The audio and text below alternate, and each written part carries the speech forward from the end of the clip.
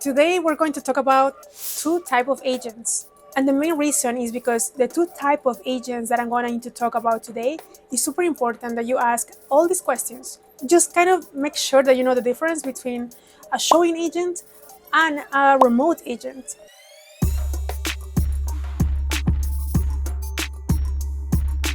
I'm telling you this because we have been in the market for a while in Mexico and we just deal with a lot of agents that are remote and they don't know the market very well, which means the client is at risk. They don't know the market very well, which means they put the client at risk because they just don't know, real-time news, real-time scenarios that are happening in the location that they're selling.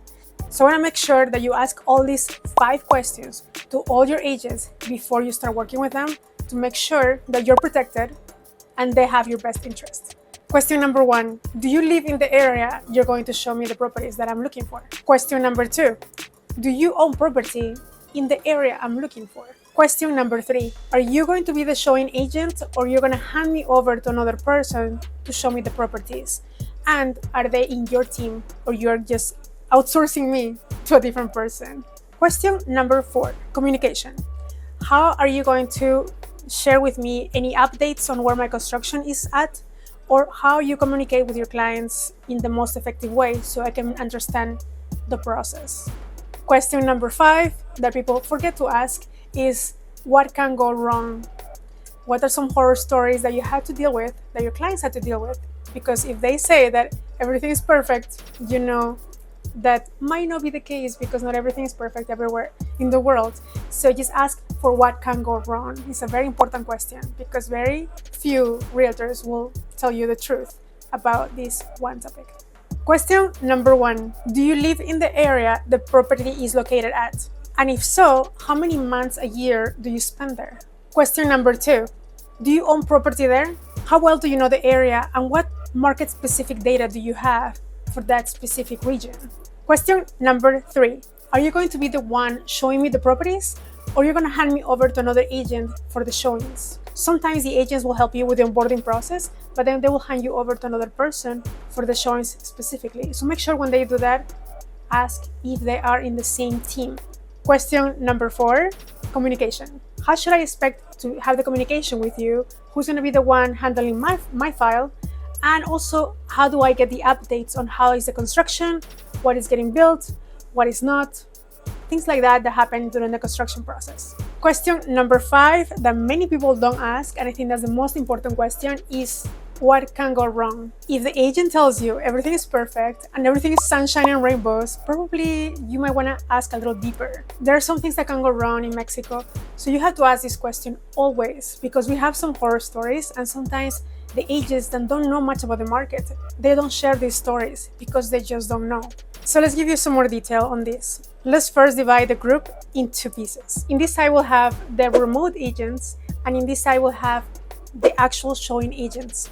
And I'll go through some characteristics so you can understand the difference between them both, okay? This will happen in many areas in the Caribbean, especially because some of us that travel quite a bit might not be at the location all the time, but we are at the location most of our time. So the remote agent doesn't have to be in the location. Let's say the agent is in Canada, is in the US, they understand the market, but they don't live there. So they will be able to give you some information. They will be giving you a list of developments they work with, but sometimes they will just stick around to the developments they want to promote, not necessarily everything that is in the market. And if they don't live in the location, as I mentioned, they will onboard you on the process as a client. And then at that point, they will outsource your file to another showing agent. And that person will take on to just give you the tours when you are in the location. You have to understand that the agent that is a remote agent might understand about the market, might understand about the products, but they're not plugged into all the news that happen like every single day. Who's defaulting? What developments are not, following the rules? What developers are not as finishing their product as they're supposed to finish, and sometimes they don't know if they're finishing on time because they always have to be asking other people for this information. And sometimes when they pass this information, it might be like a broken phone because this person told this person to tell this person that this developer didn't perform, they didn't finish on time, or they're good but they're like not, they haven't finished amenities. So all these little news that you will not know until you're plugged in there in the market, and remotely you can just know so much. Hopefully they'll be able to help you. I'll give you an example. I am agent in Mexico, in the Riviera Maya and Yucatan area. I know the area very well. We look for the developers that are the most trusted ones. And I will say that I used to be a remote agent, but I moved to the location so I can be plugged into the market and give my clients the latest news. So you'll discover with time that the dedicated agents are the ones that actually move to the location. Let's go to the other group, right? We're talking about the showing agents. The showing agents are the ones that actually live in the location. They relocated with their family, or they are spending at least 80% of their time there. When you live in a location, you are listening for the latest news. I mean, you cannot help, but sometimes you overheard, groups talking about it in a restaurant. You are connected to, you go to the office of these developers. You understand what's happening at all times. Also, the showing agents are the ones that know the market firsthand. There is, whatever is happening. If there is like road closures, if there is electricity, going off because of a storm, they will know that. They have direct relationship with the clients because they will be the ones doing the onboarding, but also they will service this client all the way to the end. Not only with the showing, the onboarding, and also the delivery. They will help you all the way through the process from A to Z. So it's an easier referral one-to-one. So I want to make sure that you understand the difference between them both, remote agent and showing agent. I will recommend that you go with a showing agent, but they know about their market very well, and they just take a bird's eye view of what the market is like, because sometimes if they're too close and they only work with 3 developers, probably they cannot show you more than that. But make sure that they vetted these developers, and that's the only reason that they are so close to work just with a handful of them, because not everybody that because not everything that shines is gold. So we have to make sure that you understand why this agent is only showing you a certain amount of developments. But you ask that question, why only these ones? And we will be able to tell you why these ones and why not these ones, because they have defaulted, they haven't finished on time, they haven't delivered everything that they said they're going to deliver. So this will change over time. Somebody who had a good reputation yesterday doesn't mean that has a good reputation today. So we have to be plugged into the market to make sure that our clients know that at every single minute of the process. But it's so important that they understand the difference between these 2 agents, because based on which one you go with, you have a different experience on your buying process. So why am I telling you this? As a client, you should be aware what kind of agent you're working with. The 5 questions that I told you at the beginning are super important, because that will give you an idea of what kind of person you're dealing with. Something I want you to keep in mind, and always ask this question, which is probably question number 6, is just an extra one just in case, is that how well they know their numbers. Because I will tell you from experience that I heard always agents when they oversell, and I hear all the time, especially with clients that want to come to Riviera Maya or Mexico, Mérida, and they're trying to buy a property that is lifestyle, but it's also for investment, but they combine them both in one place. So although this is possible, the clients that are looking for the highest return on investment probably will find agents that are exaggerating the numbers, they're exaggerating the rental capacity, they're exaggerating the occupancy rates, they're exaggerating the price per night. So you have to make sure that you do your homework.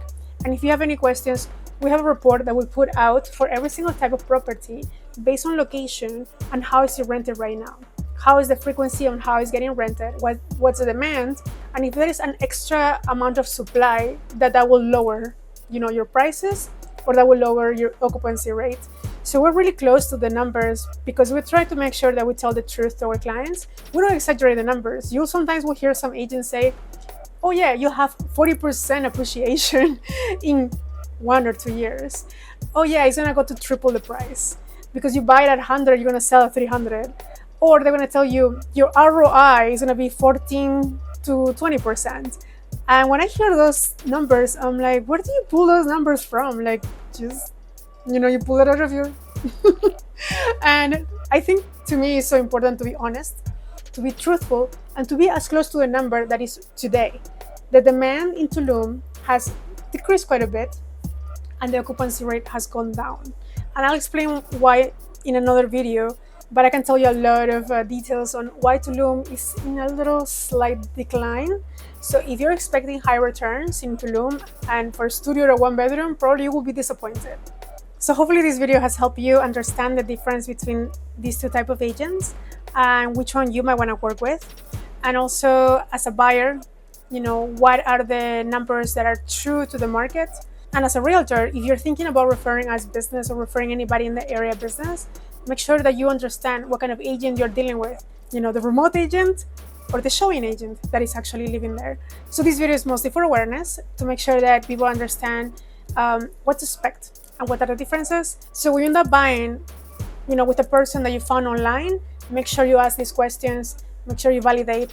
And I think if you're smart enough, you will get to the truth of, who's what are they doing, what's the experience, and how much they're close to the truth. So hopefully this video helped. You can put your comments below and just let me know your experience with your agent. If you had a good one, if you had a so-so one, if you have a bad one that is not even in the business anymore. Probably a lot of people left the business, they quit. It's not an easy industry, as you know, even in the US, things are going crazy. So hopefully this clarify a little bit of the experience that you'll have as you hire your next agent in the future. My name is Nathaly with Unicorn Properties. Hopefully this information was of value to you. We try to keep it very transparent. We try to be as ethical as we can be in this buying process, and we try to give you the truth of what's happening in the market, in our market. This area is beautiful, so a lot of people come here to work, but not everybody has the best intentions for the clients. Sometimes they're just after a commission, and unfortunately our clients are the ones that suffer, and then they get disappointed and they quit all Mexico altogether, and it's not about that. So for us, it's very important that we say the truth as we know it, and we stay transparent to whatever we see. We report it right away, and although some agents might not like it, we try to do this for our clients or our viewers, because for us the most important thing is that you get the information the latest and the closest to the truth. So feel free to subscribe for the latest news, and we're here to help if you need anything in the Riviera Maya and Yucatan. I'll see you guys in the next video.